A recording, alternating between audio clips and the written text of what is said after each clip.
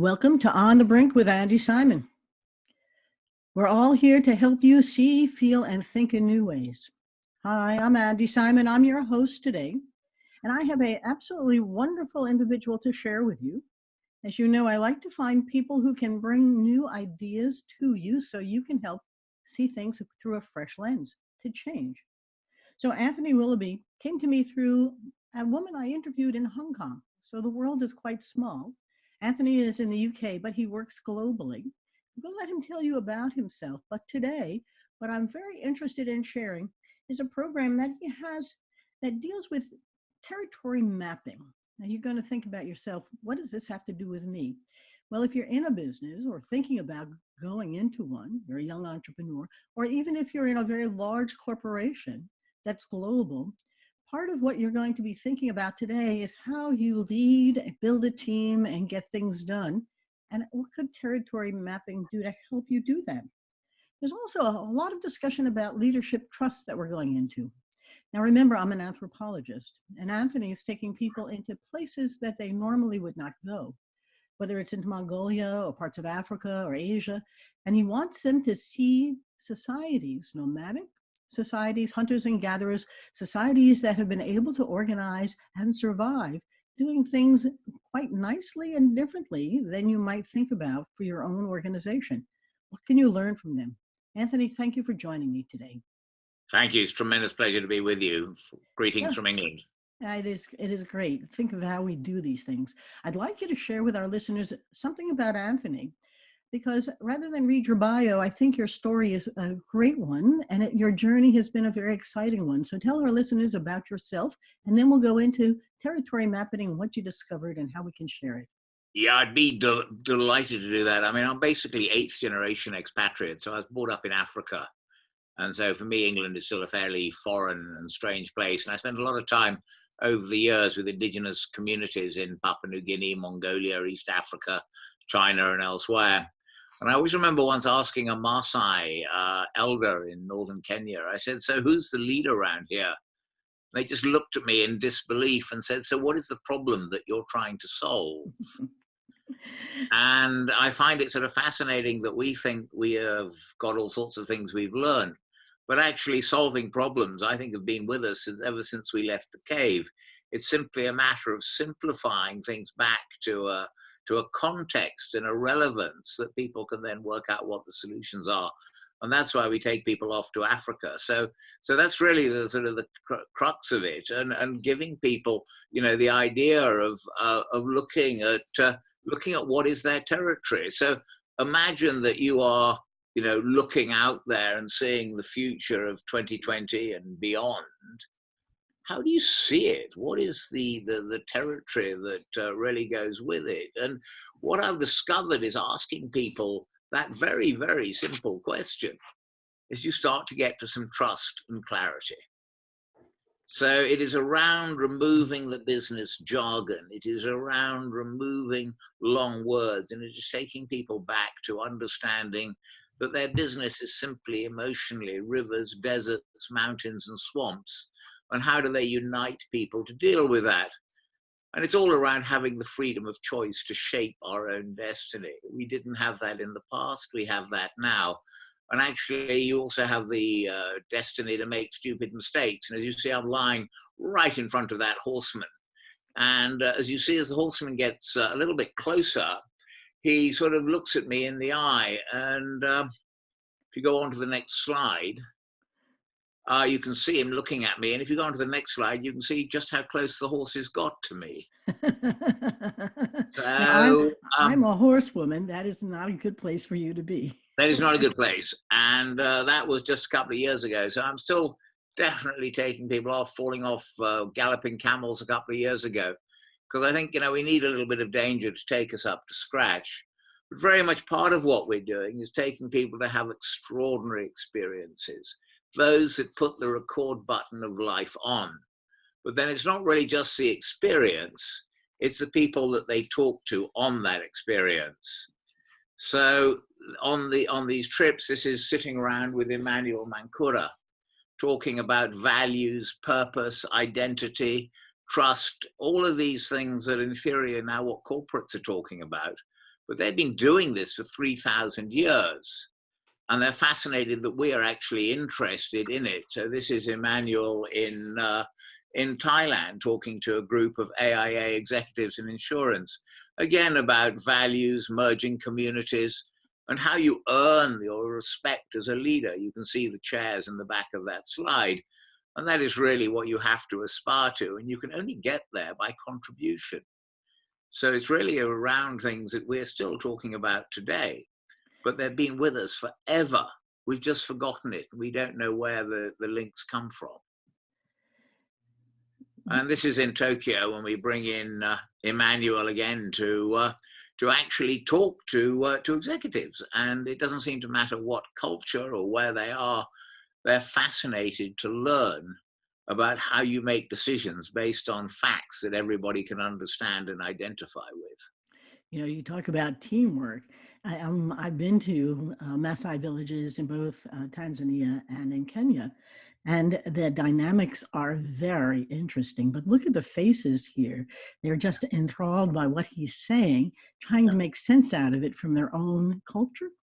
Yeah, totally that. And that's where we start bringing this into schools as well. So this is Emmanuel being beamed straight into a school in Dubai. And again, this is around talking about values around trust, clarity, and courage, and why we have to revalue, in a way, the currency of trust and courage. How do we build it? How do we value it? How do we create it? And these are the messages that I believe. This is me as a small boy growing up in Africa with my father, my own father. When I asked him, how do I educate my children? He just said, make sure they play sports at which they can get seriously hurt. And he coached me, you know, I got sent off to a ghastly English boarding school. And if you see in the next slide, I always thought that I wanted to become a bullfighter. Anyway, you can see my head and my foot in the air. So I realized that that was not my level of courage or competency. So at the age of 22, I headed off with a one-way ticket to the Trans-Siberian Express to Japan. And once I got to Japan, it was fascinating to sort of arrive there with 2 suitcases, no idea what I would do. But my very first job was managing the world skipping rope champion. But I started to realize that the opportunities to start traveling in China back in the early 80s, late 70s, and that's hitchhiking out in Western China. But I think anything you do, you've got to have that sense of fun, of adventure.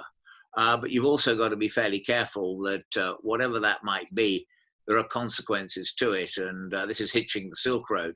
But the next photograph of me falling out of a window and paralyzing myself. Oh, God. And I think you've got to occasionally in life stop and think that actually, what are your priorities? What do you have to trust? And what do you have to believe in? So that was one of my first trips. But it started to realize that from these journeys that I was actually learning something. And this was a camel safari in northern Kenya. And each evening, the Masai would sort of wander into our little encampment. And what I saw is with their spears and everything, I saw people who had absolute clarity of their own identity. Do you want to go on to the next slide, please? There we go. And what I saw is that these people had they had real substance without arrogance. And I realized my entire education is how could you be massively arrogant with minimum substance? So it started to make me think, really, what have we lost? So I thought, wouldn't it be interesting to go off to Papua New Guinea, where there are 500 different languages and different tribes? And I met the ambassador from Tokyo, from Papua New Guinea, and he said, why not go to his village? I thought, oh, I'd love to go to your village. Can I go there? So that's back in 1981 of me in Papua New Guinea. And I started to ask the New Guineans, so why do you have so many feathers? And they said, well, because a big man has many feathers, but a bigger man can give out his feathers. And I thought of all those people I knew in Tokyo who thought that power was having knowledge, and controlling power and not handing anything out meant you were important. So I started to think, well, maybe leadership is about handing out authority and responsibility. Then I saw they had a spear. Sorry? No, it sounds like the Kwakiutl who have potlatches, and the leaders give away everything to sustain their responsibility to the rest. It sounds like in New Guinea it was similar, that you didn't have accumulated all those feathers unless you gave them away or anticipated doing it. Correct, correct. And going with handing out your feathers, you had to also earn your spear Ah, because you had to contribute and protect the territory. and is this the And you territory? got your spear from contribution. You couldn't sell it, you couldn't give it away. So when I got back to Tokyo, I said to the ambassador, what is the single most important thing in your life? And he said, it's my territory. And he drew it out on a napkin, in fact. And then he talked about his duty and his aims and ambitions. And what I thought is then that, frankly, every single person needs to know their territory. How can they give people advice? How can you lead if you don't actually know your territory? And if everybody's not on the same map, and what I've discovered in companies, as you'll see shortly, is nobody's on the same map. This is when we walked across Papua New Guinea with my wife, my best man, and a chap called Philip. He complained every step of the way. So I realized having clarity of what you want to do is one thing.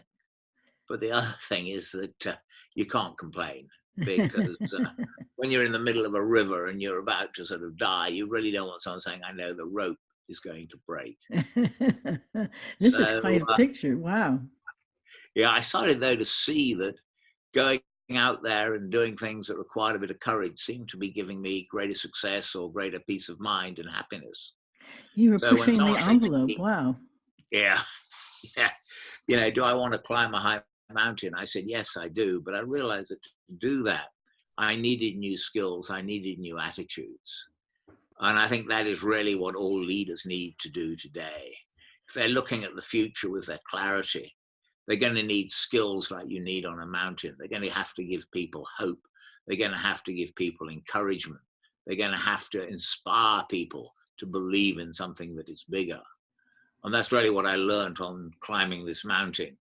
It's 7,000 meters, so 24,500 feet in Western China. Now, To is my that your, amazement, I got to the top of it. And when I got to the top and sort of came down, I thought, well, maybe I don't just want to have a normal job. I thought about what is it? What can I really do? And I thought, really, what have I learned from these different journeys? And it really is, I believe, around unlocking trust, willpower, which is courage. wow. So I set up a company that would unlock, that would give people the trust in themselves, the trust in others, the trust in Mother Nature. So they wouldn't always have to jump off and get a new car, get a new job, get a new something. They'd start to realize it was themselves that they needed to trust first, and then everything else would fall into place. And that's why I opened the first outdoor team building center. We had it on the Great Wall of China, and that is at the foot of the Great Wall, which is where our training center is. Wow. And we I've wanted been there, but it is really quite an amazing. It really is, yeah. And we had that place for 20 years, and I really wanted to sort of have the metaphor of the wall. What is the wall that's keeping you in? And north of the wall, you've got the nomads, to whom the expression, the more you have, the less you are. Oh my. Whereas south of it's how you clutter your life. Anthony, say that again for our listeners. And shall I go to the next slide? No. The Say more you have, the the less less you are. So In all other the words, accumulation has no value. It's the sharing, the giving, the being part of something bigger than yourself has more value. It's more correct. And looking after your cattle, looking after your community, looking after your family. the And less you that is have, the what more is, you are. Okay, we'll yeah, stay there. yeah. Yeah, I love that expression. And that's really what we wanted to get people to do, is come and sit on the Great Wall, look at their territory, and then look at what are the barriers, what's holding them back. Is it mentality, or is it fear? And it was a great place to do it. That's actually the head group of Omnicom managing directors on the Great Wall. We even had Bill Gates and Warren Buffett as our doing some teamwork with them, which was quite a fun experience. And what you see on the next slide is that really Bill can be happy with a 20-cent kite, putting a smile on people's face. So again, it's not really the ownership.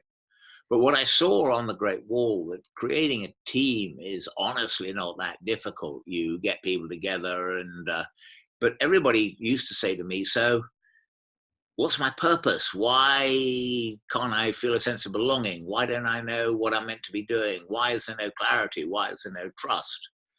And that made me really think back to all of my times with the different communities that I had been with.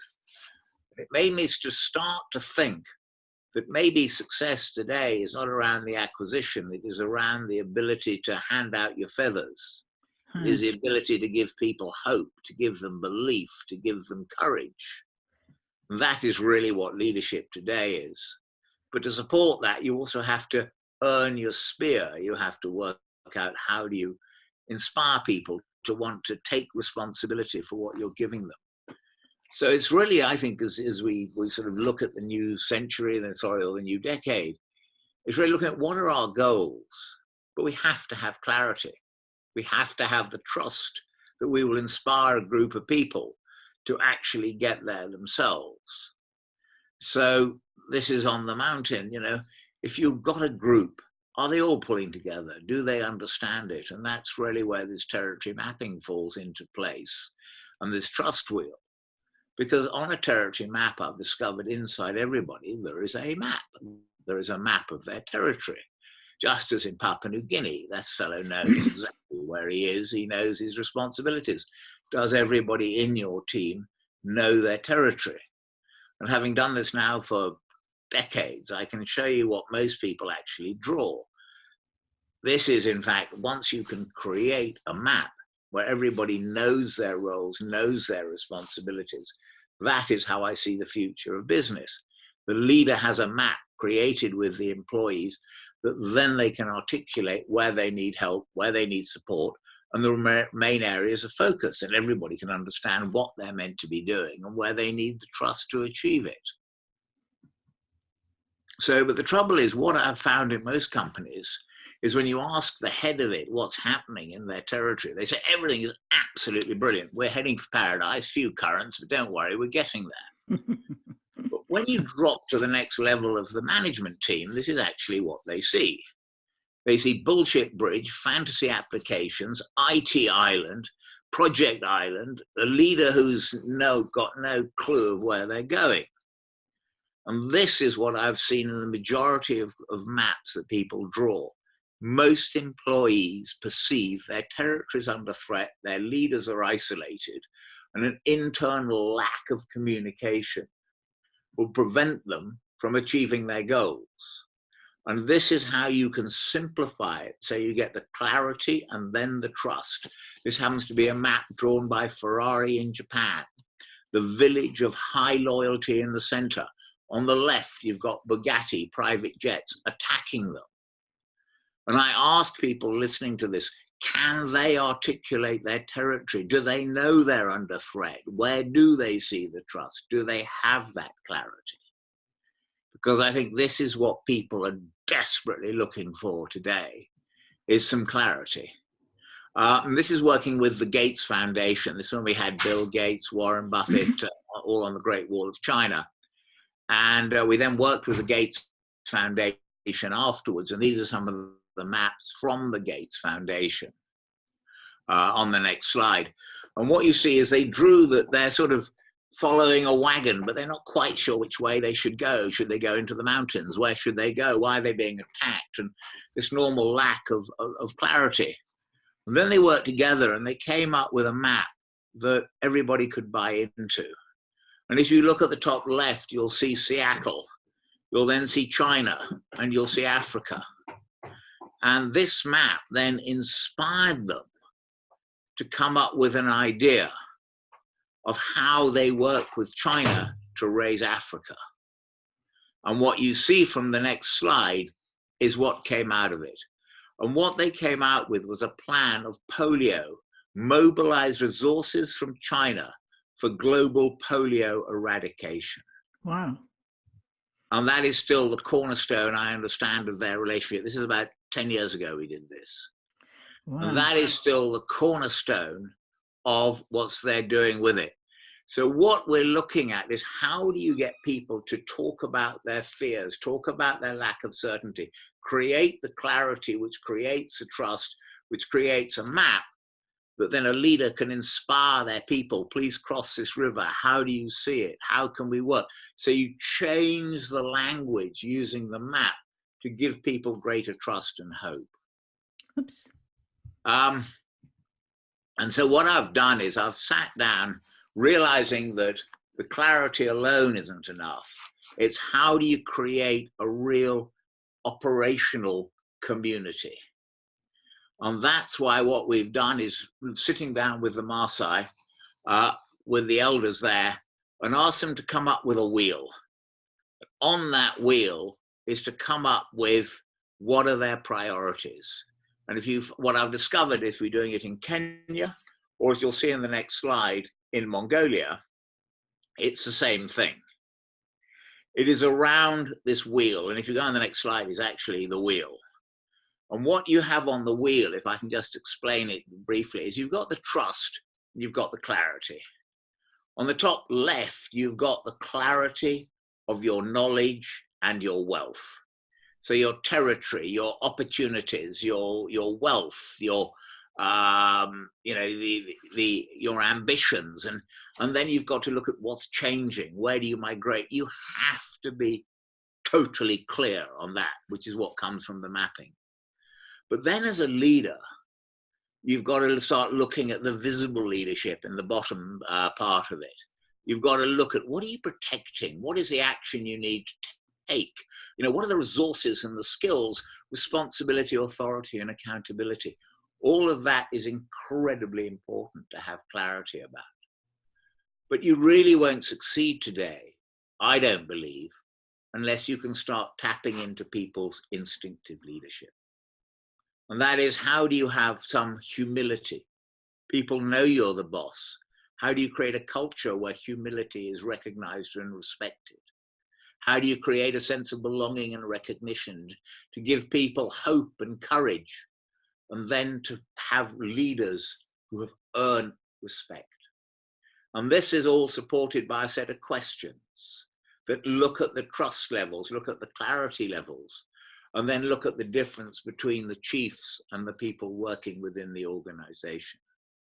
And then you look at, what is your community strength? The pride and respect people have in the organization. Why should they work for people if they don't have it? You've got the wisdom and the values, the integrity and the reputation, and the collaboration. And each one of these then go across from left to right. So you might know the wealth and opportunities for your organization, but you actually respect the wisdom and the values. So what we're looking at is creating a totally new conversation around a currency of trust and courage and clarity, to help people start to see what they're meant to be doing in a way that we'd have been doing things for thousands and thousands of years. And I think finally we have to go back to it, as we have none of the securities that we used to have. So I hope that tells you a little bit about what we're doing. And that's really my last slide. That is in a gur in Mongolia.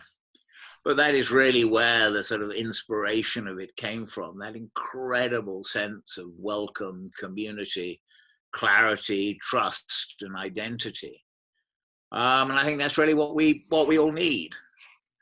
And therefore looking at, the links between the trust and the clarity and the wealth. And that's how we start working with people once they've drawn their territory, to start looking at the projects that support it. So that is my last slide, but thank you very much. I hope this has been informative for you. Well, for those who are going to be listening to this on a podcast, we are going to post this slideshow with Anthony's voiceover on our website, and he will have it available on his as well. But I know that as we end our podcast, I always ask our interviewee a couple of things that are really important you want our listeners to remember. because this has been, and if you haven't seen the slides, you're imagining it. But I do think there's some powerful lessons here. We're launching a leadership academy for a healthcare system, and I'm thinking through how to build a world of trust wheel, so that their skills are respected, but their inner core comes through. The words are a little different at times, but what is emotional intelligence and how does it play a role here?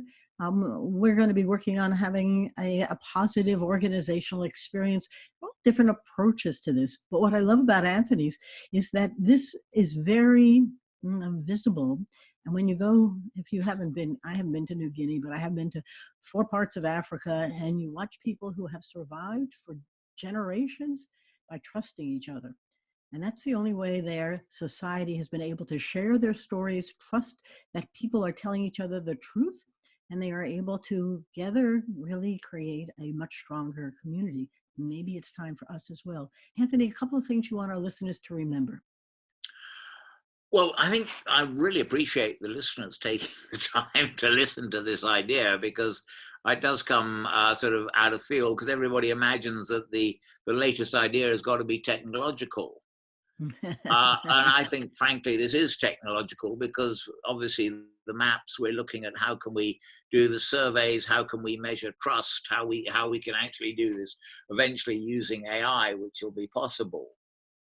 But I just think until we can get back to a language that we can understand, that is jargon free, and realize that for the first 99% of human existence, we've had to solve real problems, not imagined, not where people wear different coats. It's where people, solve the same problem. And I believe that we have come up with a methodology that also has the respect, so the trust and respect that I think is essential today. And as I say, supporting this wheel, we have a survey, and I would love to work with some of your listeners, if they would be interested, in testing out the trust survey, the trust and clarity survey, which we've created, and then really link that to their dashboards of hard performance.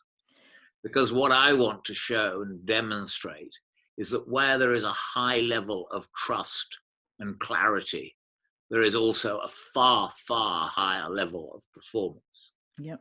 And I think we've got a way through the map, through the wheel, through creating this dialogue, that will have a huge impact. I mean, I've got stories of companies that have gone from $500,000 and sold for $6 million, but I don't really want to just look at it as financial. I want to look at it as many other ways that we can prove that trust and clarity leads to happier, better performance. I love the quote, the less you have, the more you're worth. And there are others in here that are, it's a big mirror of gratitude that you look through and you see others loving you coming back. There are all kinds of levels of emotional connection here. And I know the fear of many people that AI, machine learning, is going to eliminate jobs. But in fact, it's always been the case that something new has changed. It's not that it's going to change. It's what are we going to do to build those relationships and a community and culture where humans can thrive, because we've been doing it for as long as we've been humans, and somehow we've evolved into even better ones. It's been really a pleasure having Anthony Willoughby with us today. How can they reach you if they'd like to know more? Well, obviously, I would be delighted. They can find more on our website, which is nomadicschoolofbusiness.com, NOMADIC, schoolofbusiness.com. But really, the best way is just to drop me an email, and that is Anthony, ANTHONY, at nomadicschoolofbusiness.com. And hopefully they can find it on your website as well. And really, we're looking for people who've got an open mind, who are courageous. This does require definite courage, because when you ask your employees to draw their territory, you might not even be on their map. So it requires people with some real courage that realizes that we need that today. We need courage, clarity, and hope. Well, but it also Um, needs to be on a picture. And the metaphor of a map is or a territory is extraordinarily important because it's only through visualization, seeing it on a piece of paper, that we concretize things floating around in our head. And so there are so many messages in this podcast and video today that are important to remember, because that map isn't incidental. It isn't a gig. It is essential for you to see it. If not, you don't know what it is. And I love the Gates Foundation shifting its focus from everyone following a wagon to actually seeing possibilities and creating something of great value. Thanks so yeah, much for all of you who have not come. at all. Not at all. Thank you. I hope this is the beginning of a long, long relationship of finding ways of building trust and clarity for people. Thank you so much. Well, it's been a pleasure. As you know, we're anthropologists who help organizations change, and they Yeah. invariably have to today. But let me wrap up for our listeners. Thanks for joining us at On the Brink with Andi Simon. You can learn lots more at andysimon.com, and info at andysimon.com gets right to us. Your ideas are terrific, and I appreciate all of you from France and South Africa and Australia and the UK and the Netherlands who come and send us all kinds of ideas. It teaches us that what we do today matters everywhere in all kinds of different ways, and that's not to in any way negate my friends in Houston or the ones in Chicago as well. So thanks for coming. It's always a pleasure. Have a great day. Bye now from Andi Simon and On the Brink. Cheers. Bye-bye. Thank you.